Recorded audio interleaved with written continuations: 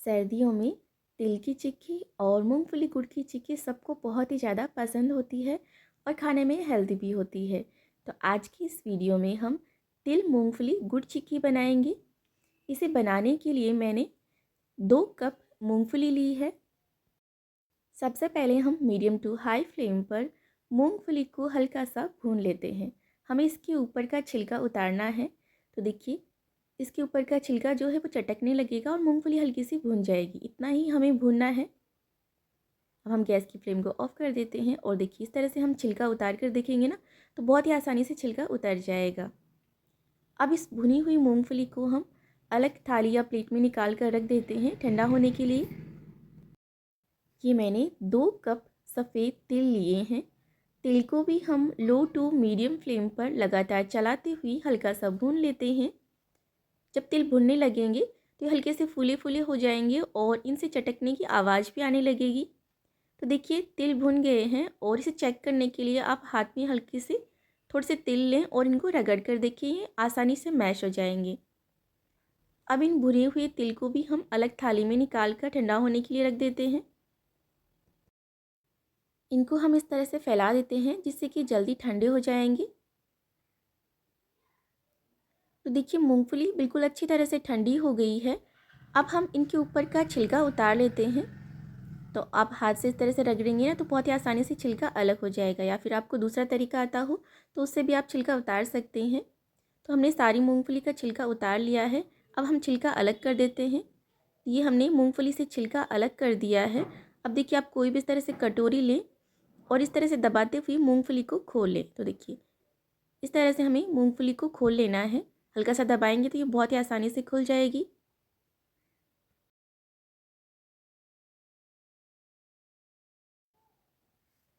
अब इसमें से हम आधी से थोड़ी ज़्यादा मूंगफली इस तरह से अलग कर लेते हैं और अब इतनी मूंगफली को हमें हल्का दरदरा पीस लेना है।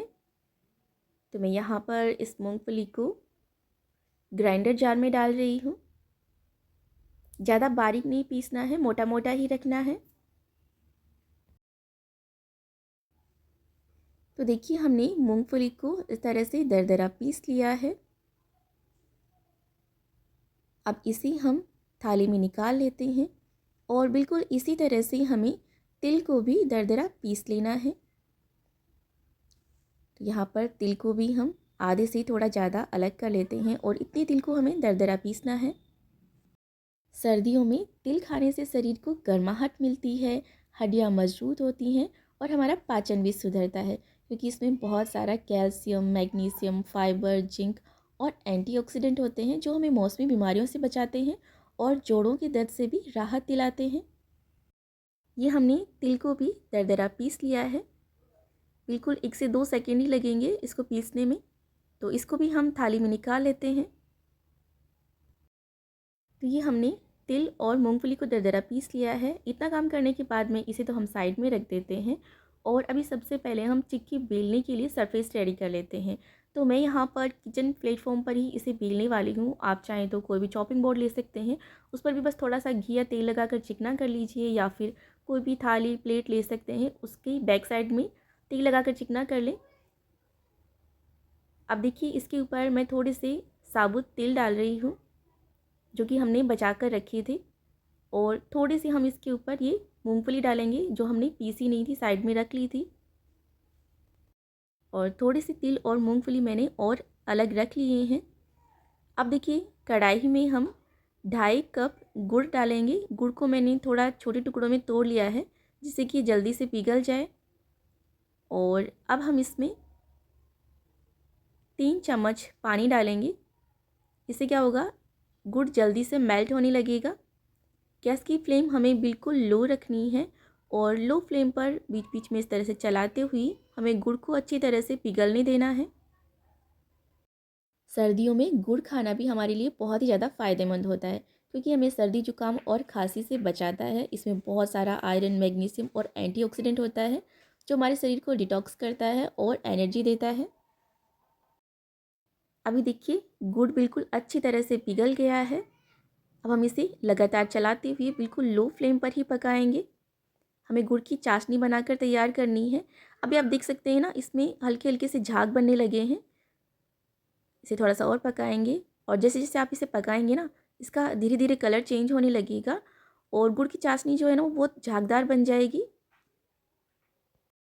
इसे बस हमें लगातार चलाते रहना है और गैस की फ्लेम को लो ही रखना है।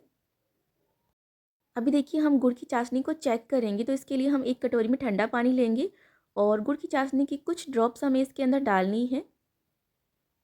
इसे थोड़ा सा ठंडा होने देना है, थोड़ा वेट करें और अभी हम इसे चेक करेंगे। तो देखिए अभी भी ये सॉफ्ट है और आप इसे इस तरह से खींचेंगे ना तो बिल्कुल च्युइंगम की तरह खिंच गया है। इसका मतलब चाशनी अभी अच्छी तरह से तैयार नहीं हुई है। इसे हमें लगातार चलाते हुए थोड़ा और पकाना है। अभी देखिए हम इसे फिर से चेक करेंगे। ठंडा पानी लेंगे और इसमें कुछ ड्रॉप्स डालेंगे, थोड़ा ठंडा होने देंगे, वेट करेंगे। गुड़ को भी हम लगातार चलाते रहेंगे। तो देखिए अभी भी ये सॉफ्ट लग रहा है। हम इसे इस तरह से खींचेंगे ना तो ये खींच रहा है। इसका मतलब चाशनी अभी भी तैयार नहीं हुई है। अभी आप देख सकते हैं ना, गुड़ का कलर जो है वो चेंज होने लगा है और अभी हम इसे फिर से चेक करेंगे। चाशनी हमारी बिल्कुल तैयार हो गई है। हम आपको चेक करके दिखा देते हैं। गुड़ की चिक्की बनाने का यही सीक्रेट होता है। आपकी चाशनी जो है वो बिल्कुल परफेक्ट बननी चाहिए। कम पकेगी तो चिक्की जो है वो दांतों से चिपकेगी और अगर ज़्यादा पका देंगे ना तो गुड़ कड़वा हो जाएगा और चिक्की का टेस्ट ख़राब हो जाएगा। तो देखिए अभी हम इसे चेक करेंगे ना तो बिल्कुल कट से ये टूट जाएगा। बिल्कुल इस तरह से देखिए, बिल्कुल क्रिस्टल की तरह हो गया है। और अभी चाशनी में 2 पिंच बेकिंग सोडा डालकर उसे अच्छी तरह से मिक्स कर दें। ये वाला स्टेप मेरा मिस हो गया था, पर आप याद करके डाल दें। और अभी हम इसमें मूंगफली और तिल भी डाल देते हैं। जो हमने दरदरे पीसे थे और जो साबुत रखे थे वो हमने डाल दिए हैं और इनको हमें अच्छी तरह से मिक्स कर लेना है। और इसमें हम 3 से 4 टेबलस्पून घी भी डाल रहे हैं। आप घी की जगह तेल भी डाल सकते हैं। जब आप बेकिंग सोडा डालें ना तभी आप घी भी डाल दें। तो जल्दी जल्दी में मैं इसमें डालना भूल गई थी तो मैंने भी डाल दिया है इसके अंदर। इसे अच्छी तरह से मिक्स कर देते हैं। ये हमने इसे अच्छी तरह से मिक्स कर लिया है। अब पूरे मिक्सचर को हम यहाँ पर डालेंगे जहाँ पर हमने पहले से सरफेस रेडी करके रखा था। अब हम थोड़ा सा घी बेलन पर लगाकर इसे चिकना कर लेंगे। और देखिए मिक्सचर थोड़ा सा ठंडा हो गया है ना, तो बिल्कुल हाथ से अच्छी तरह से इसे दबाकर सेट करेंगे।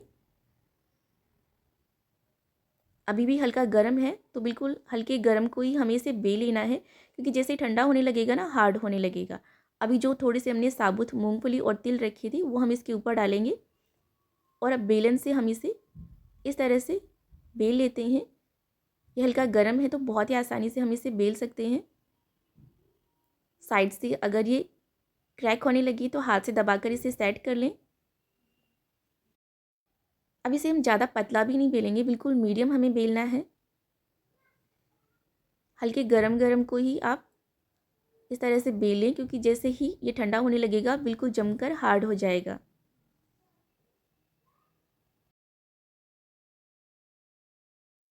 तो ये मैंने इसे बेल दिया है। अब हल्के गरम पर ही हम चाकू की हेल्प से इसके ऊपर कट लगा लेते हैं। तो मैं यहाँ पर स्क्वायर कट लगा रही हूँ। आप अपनी पसंद की शेप और साइज़ में कट लगा सकते हैं। तो जब ये अच्छी तरह से ठंडा हो जाएगा ना तो इन्हीं कट से हम इसे आसानी से तोड़ सकेंगे। अभी देखिए बिल्कुल अच्छी तरह से ठंडा हो गया है। अभी सर्दियाँ हैं तो 15-20 मिनट में ही ये बिल्कुल अच्छी तरह से ठंडा होकर सेट हो जाएगा। और बहुत ही आसानी से देखिए यहाँ पर जो हमने कट लगाकर मार्किंग करी थी ना उससे बहुत ही आसानी से टूट जाएगा। और जिस शेप में आप इसके ऊपर मार्किंग करेंगे ना उसी शेप में ये टूट जाएगा। तो देखिए इस तरह से ये हमारी चिक्की रेडी हो गई है। आपने तिल गुड़ चिक्की और मूंगफली गुड़ चिक्की तो बहुत बार बनाकर खाई होंगी, लेकिन इस तरह से आप इसे बनाएंगे ना तो एक ही चिक्की में आपको तिल और मूंगफली दोनों का ही टेस्ट मिलने वाला है। सर्दियों में मूंगफली खाना हमारे लिए बहुत ही ज़्यादा फ़ायदेमंद होता है। इससे हमारे शरीर को एनर्जी मिलती है, हड्डियाँ मजबूत होती हैं और ये हमारे इम्यून सिस्टम को भी स्ट्रॉन्ग बनाता है। तो आप भी इस तरह से ये चिक्की ज़रूर बनाइएगा। तो देखिए हम आपको इसका साउंड भी चेक करवा देते हैं कितनी क्रंची ये बनी है। तो देखा आपने, बिल्कुल क्रंची और खस्ता ये चिक्की बनकर रेडी हुई है। तो देखिए हम आपको तोड़कर भी दिखा रहे हैं। बिल्कुल कट से टूट जाती है और खाने में भी उतनी ही क्रंची और टेस्टी लगेगी। आपको हमारा वीडियो कैसा लगा हमें कमेंट बॉक्स में लिख कर ज़रूर बताइएगा।